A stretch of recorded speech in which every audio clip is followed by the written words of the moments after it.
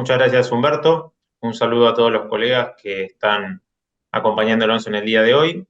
Bueno, como decía el doctor Bertaza, hoy vamos a abordar el tema vinculado a la limitación, a la deducibilidad de compras de bienes y servicios a los sujetos adheridos al régimen simplificado.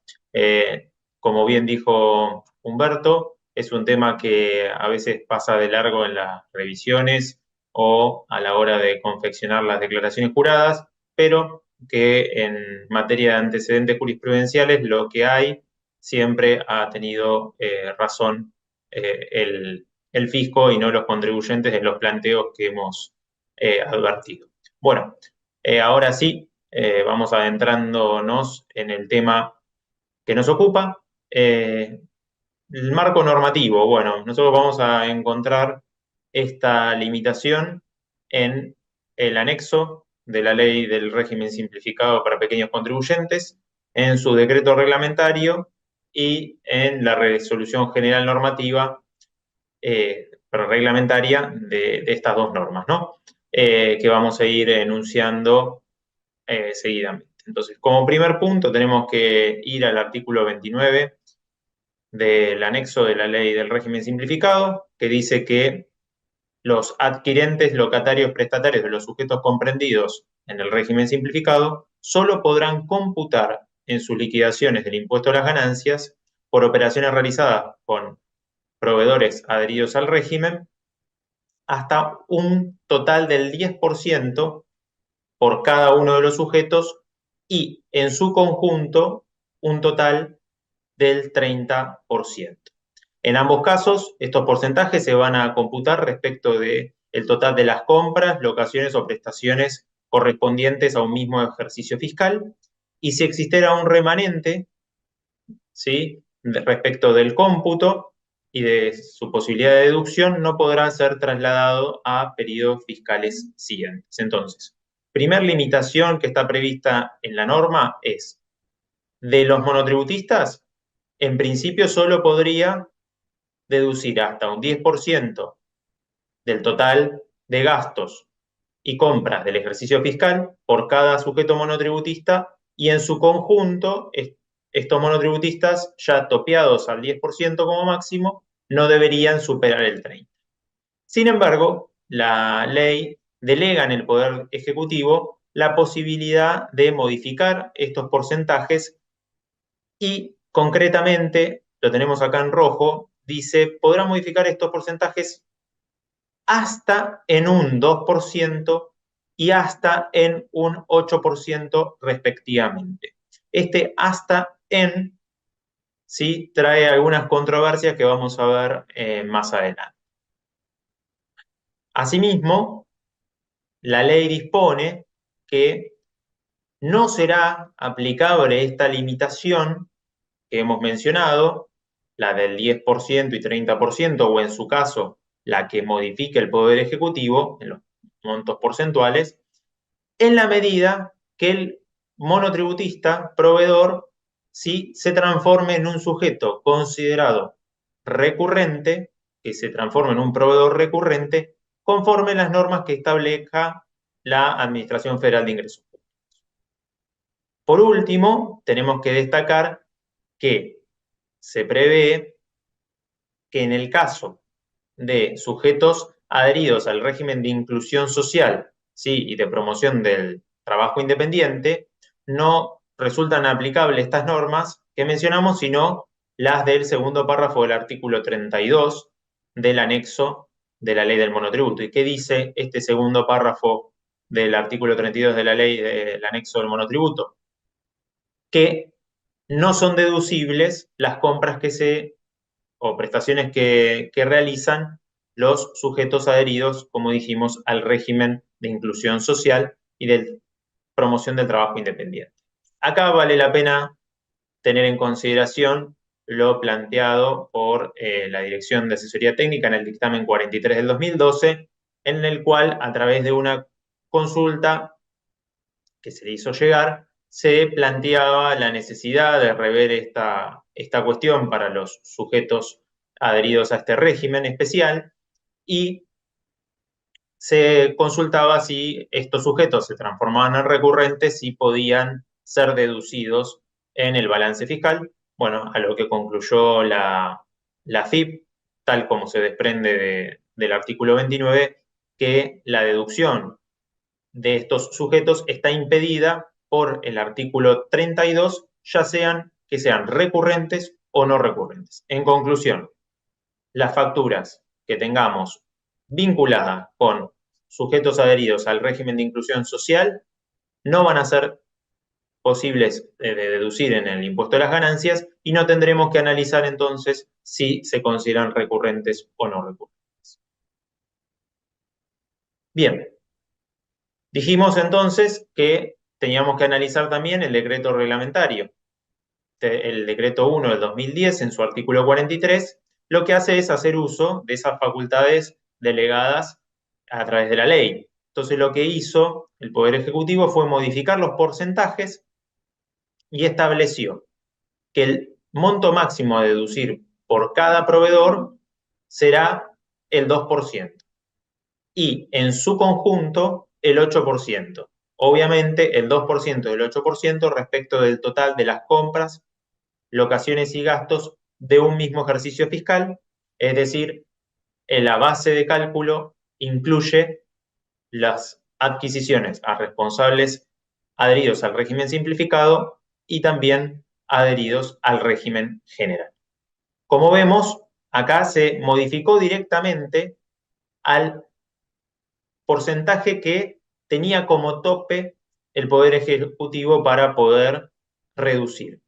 Ahora reiteramos una cuestión. Habíamos dicho que el Poder Ejecutivo podrá reducir los porcentajes indicados precedentemente hasta en un 2% y hasta en un 8%. Y lo que hizo fue llevarlo al 2% y al 8% directamente.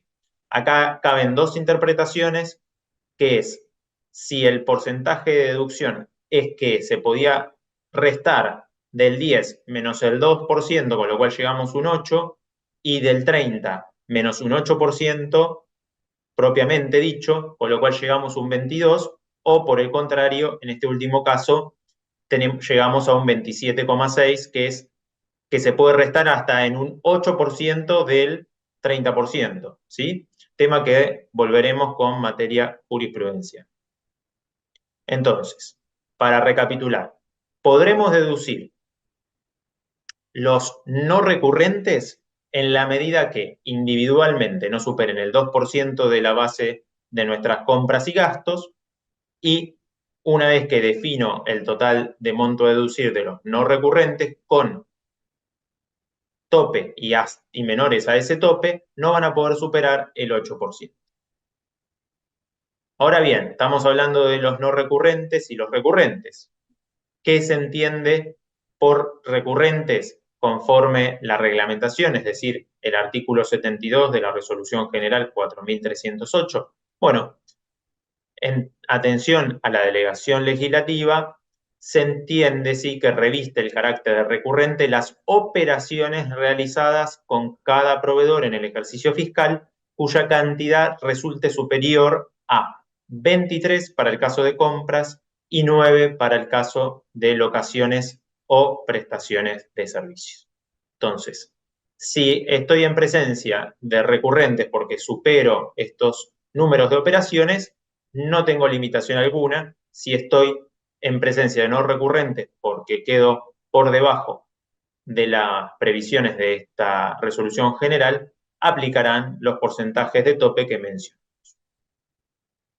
En concreto, tenemos que plantearnos esta especie de semáforo que hemos expuesto en esta filmina respecto de las compras a los monotributistas. Entonces tenemos, si las compras a los monotributistas es a sujetos que son considerados recurrentes, ¿sí?, conforme a la reglamentación, podremos deducirlo sin límites.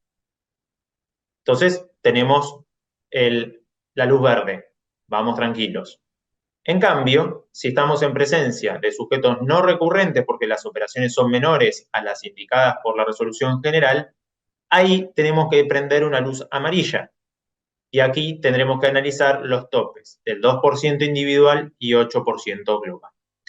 Y como una tercera opción es, si le compro un sujeto adherido al régimen simplificado, pero concretamente adherido al régimen de inclusión social y promoción del trabajo independiente, la luz es roja porque no podemos deducir este tipo de adquisiciones, ¿sí?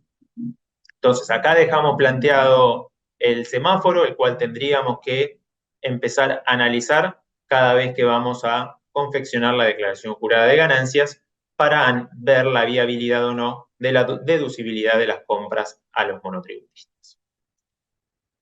Antes de avanzar con un ejemplo práctico, parece interesante o nos pareció interesante rescatar alguna jurisprudencia destacada y alguna interpretación adicional del fisco. Bueno, un primer problema que nos encontramos es con relación al término operaciones.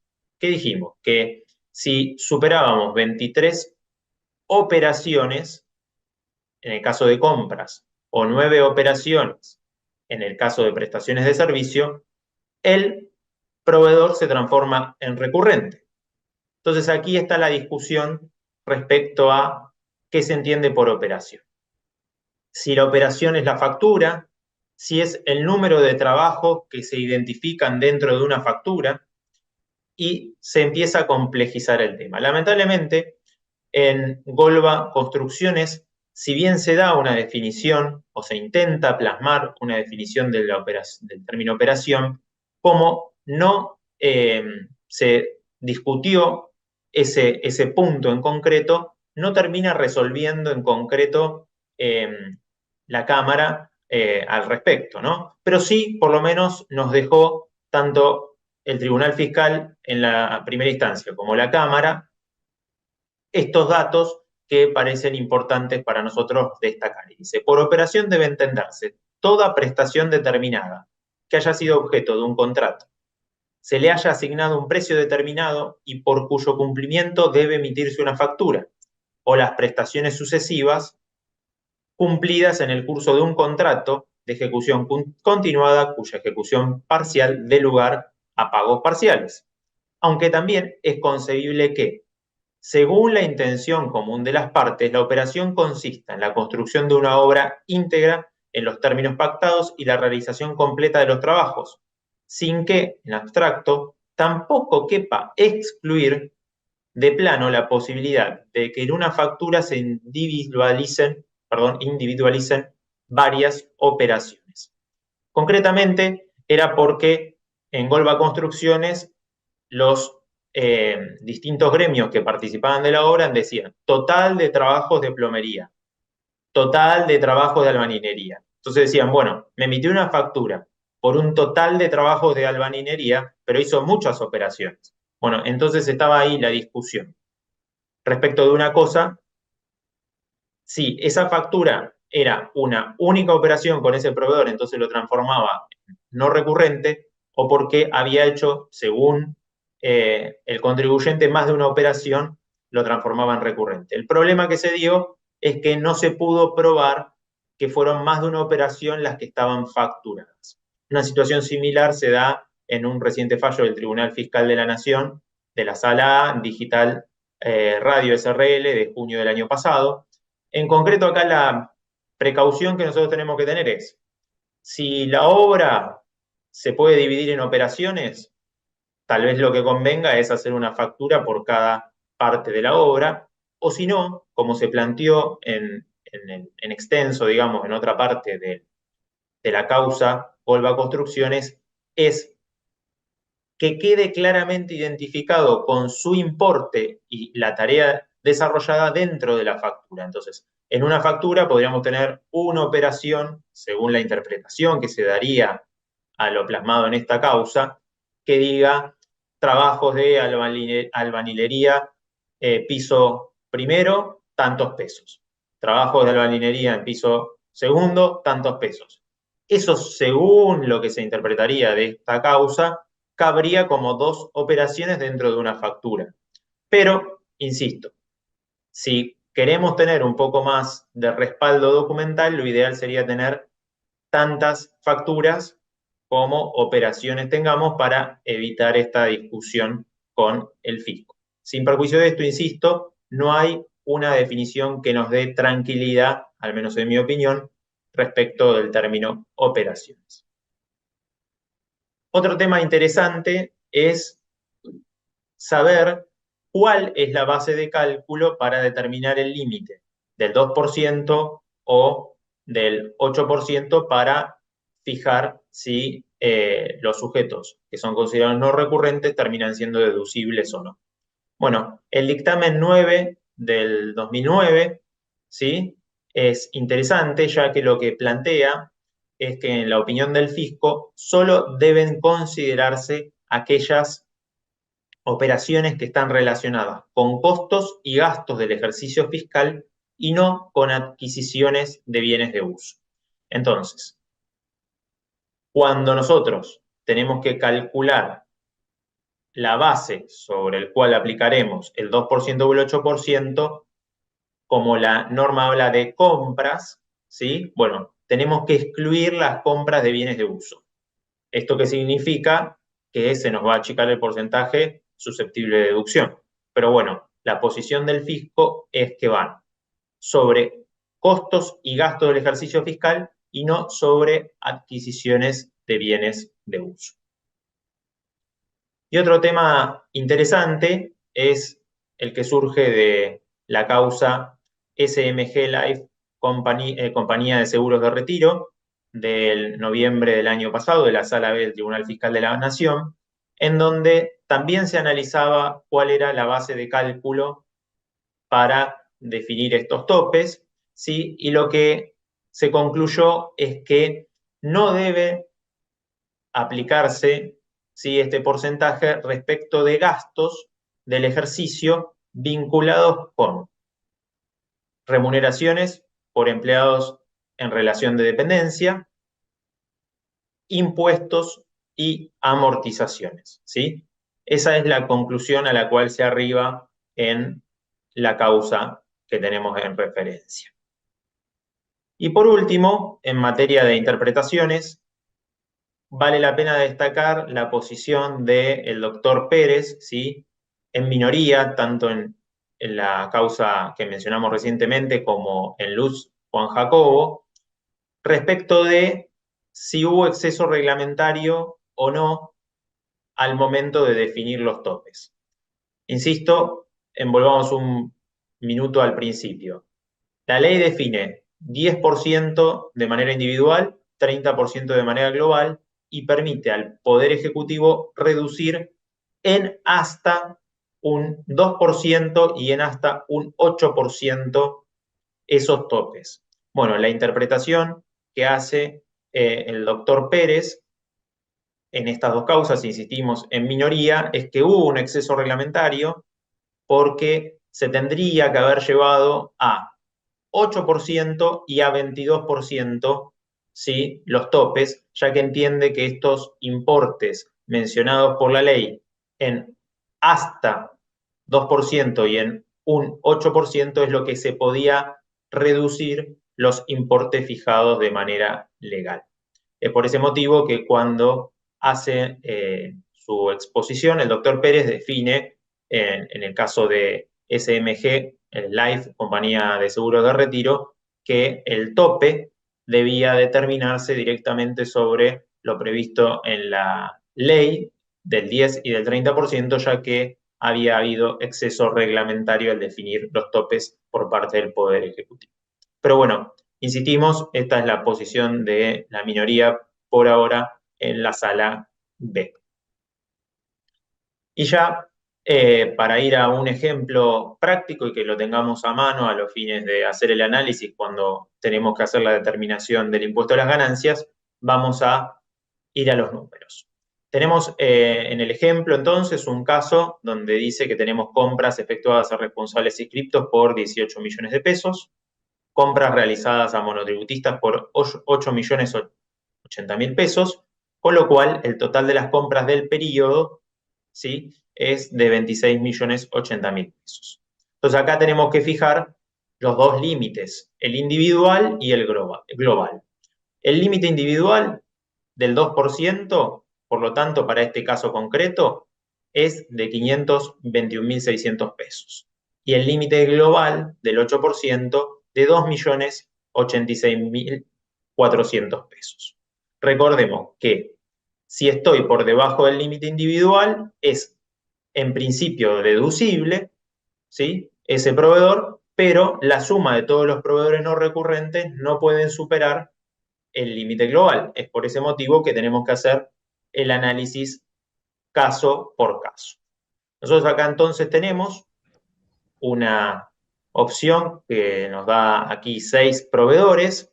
Estos proveedores, en el caso A, estamos en presencia de compra de bienes, la cantidad de operaciones, acá le llamamos comprobantes, fue 15 con este supermercado, con lo cual estamos en presencia de un proveedor no recurrente, ya que no supera las 23 operaciones, y como la compra sí fue de 800.000 pesos, solo puedo deducir hasta el tope individual. Entonces, en la columna de monto deducible sujeto al límite global voy a poner los 521.600 pesos, el tope individual. Lo que sé que no voy a poder deducir es lo que excede este importe, con lo cual 278.400 pesos es no deducible. Caso siguiente, tenemos servicios de limpieza, 6 operaciones, es no recurrente porque no supera las 9, gasto total 1.200.000, comparo con el tope individual, que es 521.600, lo que excede 678.400 es no deducible. Entonces ya hasta aquí tenemos que tener en cuenta que si estoy en presencia de uno recurrente, analizo el tope, si supero ese tope, lo que supera el tope individual sabemos que no se puede deducir. El tope individual formará parte del total a analizar luego y comparar con el tope global. Seguimos en los casos de el proveedor C, mantenimiento de edificio, una sola operación, 500.000 pesos, es no recurrente y como lo facturado es menor al tope individual, tengo que dejar los 500.000 pesos para comparar luego con el tope global. Lo mismo sucede con la reparación de computadoras, que tengo 3 operaciones, 300.000 pesos y estoy debajo del tope individual. Por último, tengo 24 operaciones en el caso de compra de bienes, lo cual transforma a ese proveedor en recurrente, 100% deducible, 480.000 pesos, y lo mismo el servicio contratado con el contador, 12 operaciones, recurrente, 4.800.000 pesos, 100% deducible. Con lo cual, tenemos aquí que analizar el total, 1.843.000, que es el total de sujetos vinculados, perdón, el total del importe vinculado con proveedores no recurrentes, y ese importe es el que tenemos que comparar con el límite global que habíamos determinado. Si ustedes recuerdan, el límite global que habíamos determinado era de 2.086.400 pesos. Con lo cual, como el límite global de los no recurrentes es mayor al total del importe de las adquisiciones con los límites individuales de 1.843.200.000, este 1.843.200.000 será deducible en su totalidad, y dijimos que el de los recurrentes de 5.280.000 también será deducible en su totalidad. Con lo cual, hasta aquí llegamos con la exposición. Como dijimos al comienzo, es un tema que suele estar relegado a la hora de la determinación del impuesto o de las revisiones, pero que lo que nos presenta la jurisprudencia es que habitualmente termina ganando el caso el fisco, ya que se aplica literalmente el artículo 29 del anexo de la ley del monotributo. Bueno, muchas gracias, quedo abierto a las preguntas.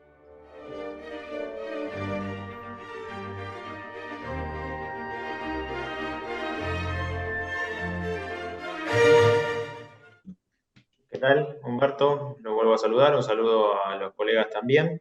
Tenemos 3 preguntas. Una dice, el tope para responsables adheridos al régimen simplificado, en la práctica se saca del libro de IVA compras o se puede tomar los resultados del cuadro de gastos del balance sin tomar sueldo, amortización, etc. Bueno, acá lo que tenemos que recordar es que a través de los fallos que comentamos, se había incluido por parte del contribuyente las amortizaciones, impuestos y demás, y lo que ha definido el organismo fiscal es que esos conceptos no se incluyen. Con lo cual, concluimos que tienen que ser, también como mencionamos de la jurisprudencia, los costos y gastos de la actividad que surjan del libro de IVA, pero con la salvedad que hicimos respecto del dictamen 9 del 2009, que aclaraba que las adquisiciones de bienes de uso, conforme a la interpretación de AFIP, no forman parte de la base de cálculo de los topes para compras a no recurrentes. En consecuencia, no sería de manera literal el total del libro de IVA compras porque podríamos tener facturas de compras de bienes de uso que habría que excluir teniendo en cuenta el dictamen 9 del 2009. Después tenemos otra pregunta que dice, para la consideración del total de compras, ¿incluye compras grabadas, exentas y no computables, compras en el exterior? Habla de todos los costos y gastos, con lo cual incluye todas las compras, ¿sí? Sean grabadas, no grabadas o exentas. Y la próxima pregunta dice, los montos no deducibles en la declaración jurada del impuesto a las ganancias de una sociedad de personas. Se toma como ajuste que aumenta la ganancia en la proporción en la declaración jurada de cada socio y en los estados contables de sociedad regular. Bueno, acá interpreto que lo que quiere decir es cómo atribuye la no deducibilidad de las compras a los monotributistas a una sociedad de hecho. Recordemos que la sociedad de hecho lo que hace es determinar el impuesto y determinar el resultado impositivo, y este resultado impositivo es el que asigna cada uno de sus socios, con lo cual el ajuste es respecto del resultado de la sociedad de hecho. Luego, ese resultado impositivo es el que se atribuye a cada socio. Bueno, esto sería todo hasta acá. Muchas gracias, hasta la próxima.